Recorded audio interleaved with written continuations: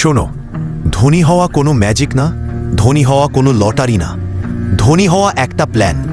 আজ তুমি যদি এই ভিডিওটা শেষ পর্যন্ত দেখো, 2026 সালে তোমার টাকা বাড়বে। গ্যারান্টি দিচ্ছি না, কিন্তু সম্ভাবনা 100%। প্রথম কথা মনে রাখো, ধনী মানুষ বেশি আয় করে না, ধনী মানুষ টাকা ধরে রাখতে জানে। যে মানুষ টাকা ধরে রাখতে পারে না, সে 50,000 আয় করলেও গরিব। আর যে মানুষ টাকা জমাতে পারে, সে 5,000 আয় করেও ধনী হওয়ার পথে। এখন শোনো সবচেয়ে সহজ প্ল্যান।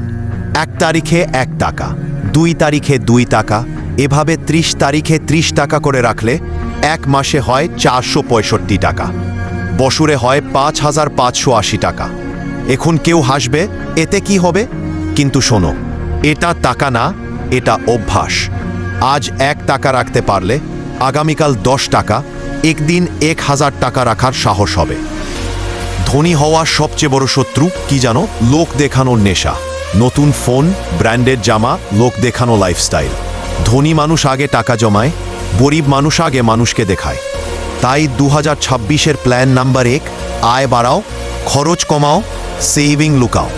এখন আসি সবচেয়ে শক্ত জিনিসে, জমি। জমি কখনো নোটিফিকেশন দেয় না, কিন্তু একদিন লাইফটাই বদলে দেয়। আজ যেটা ফাঁকা মাঠ, কাল সেটা রাস্তা, পরশু বাজার, আর একদিন দাম আকাশে। তুমি শহরের মাঝখানে কিনবে না, তুমি কিনবে শহরের পাশে, ভবিষ্যৎ রাস্তার কাছে, উন্নয়নের সম্ভাবনায়। জমি ধীরে বাড়ে, কিন্তু পিছনে যায় না। যে মানুষ অপেক্ষা করতে পারে, জমি তাকে ধনী বানায়। সব টাকা জমিতে ঢালবে না, কারণ জীবন অনিশ্চিত। এইখানে আসে সোনা। সোনা দ্রুত ধনী বানায় না, কিন্তু দরিদ্র হতে দেয় না। নোটের দাম পড়ে, ব্যাংক বদলায়, কিন্তু 100 বছর পরেও সোনার দাম থাকে। একটু একটু করে সোনা রাখো, দেখানোর জন্য না, বাঁচার জন্য। শেষ কথা শোনো খুব মন দিয়ে। 2026 সালে ধনী হতে চাইলে রাতারাতি টাকা চাইবে না, শর্টকাট খুঁজবে না, অন্যের লাইফ দেখে হিংসা করবে না, ধৈর্য ধরবে, নিয়ম মানবে, নিজের প্ল্যানে বিশ্বাস করবে।